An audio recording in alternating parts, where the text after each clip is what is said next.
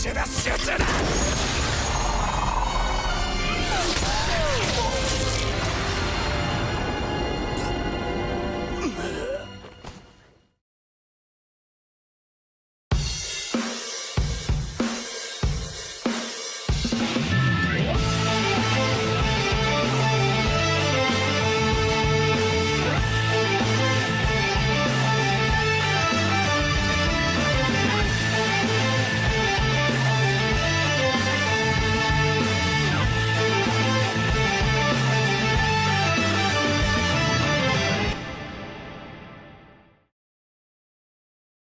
High Card is a show that definitely exists, and is a show that I really didn't know what to expect going in. I saw one scene from episode 1 on an Instagram reel of all things and thought it was kind of funny, so I ended up checking out the whole show, and well, all I can say is it's definitely a ride.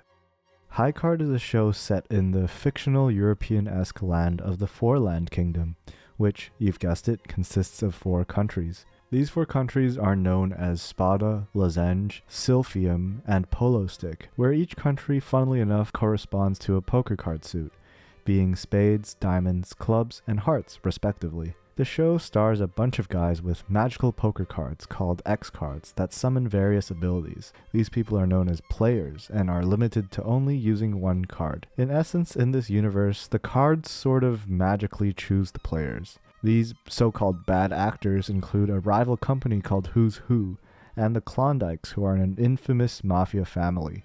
I know this whole setup sounds incredibly convoluted, but if you want a simple overview of the general vibe of the show, it's essentially just a Kingsman-style espionage-type buddy cop show, where there's a simple and direct overarching plot with a bunch of interesting moments scattered in between. But what makes High Card interesting, in my opinion, is that its best and worst parts all lie with its characters. Early in the show, we get introduced to the main character, Finn Oldman, an orphan just trying to make some money to support the orphanage that raised him. In order to make this money, Finn ends up stealing, gambling, and doing a lot of, well, not so great things. But one thing he refuses to sell or let anyone touch is his lucky charm, a 2 of spades card with a bullet hole in it. At a casino, Finn learns about the truth of these X cards and gets recruited into the High Card Society and goes on missions with his player colleagues. Finn's your typical anime protagonist, a young, earnest guy who's just trying to do the right thing and bring about justice. And usually I'd rip on this sort of cookie-cutter main character, but as a show that I personally don't think is taking itself too seriously or is trying to become a shonen hit,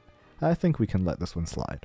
This is sort of reflected in the X card Finn gets, the 2 of spades, known as the Neo Nu Nambu. This particular card allows Finn to manifest a Nambu Model 60 revolver, which Finn wields with unexplainably high precision, despite being some random guy. The card, compared to other cards, is quite run-of-the-mill, as all it does is just summon a gun.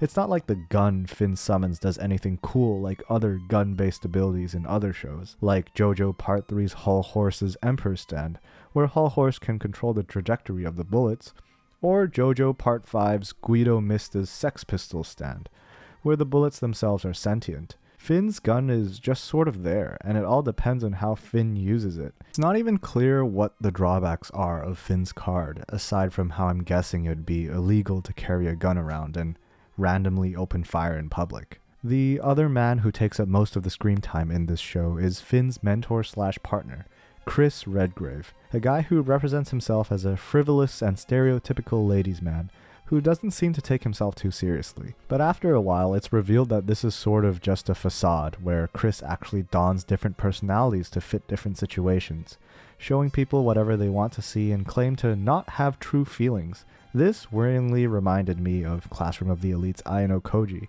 which is not a great start to a character. But weirdly enough, it seemed to at least sort of work in this weird-ass show. Chris is initially shown to be the guy who knows everything and executes a lot of cool moves to bring in the hype factor while watching the show. But I think his X card is also sort of just kinda boring. Chris is the owner of the 5 of Hearts, known as Calories High. Calories High gives Chris the ability to rapidly heal from virtually any bodily injury inflicted upon him, including dismemberment and lethal injuries when active. But the drawback is that Chris expends varying amounts of calories in order to heal himself, so he has to consume a large amount of food before using this card to take advantage of Calorie High's healing factor. There are also a lot of side characters in this show, each with their own various abilities, cards, and motivations. There's good guys with X cards, there's bad guys with X cards, and there's normal people with X cards too. However, some of the abilities many side characters had genuinely were pretty interesting and funny in a way to me, albeit probably not intentionally, and often outshone Finn and Chris. For example, there's this obnoxious rich kid character named Leo Constantine Pinochle, who I thought had an incredibly weak introduction in episode 4. But when the show revealed his X-Card's ability, the 7 of Diamonds Never No Dollars, which exchanges any money he has on hand for something of equivalent value, I almost laughed out loud at how absurd an ability like that actually exists in that universe, amongst other things like just summoning a gun, or being strong, or rapid healing.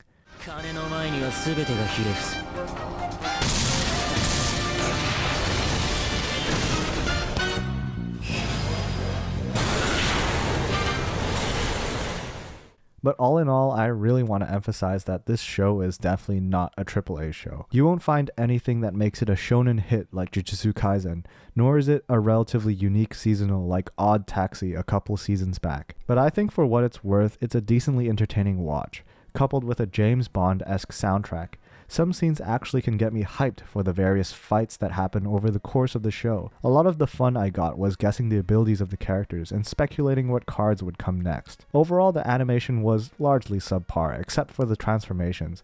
The plot is pretty predictable, and the characters' designs are, well, pretty generic for its setting, to put it nicely. Shows like Bakano or even 91 Days had similar aesthetics, and each character in those shows were so much more unique and well designed in my opinion. But even through all that, High Card remained a decently enjoyable show, and I think serves as a really good sit back and relax while turning your brain off show as of last season, and not a bad watch for something just to pass the time with.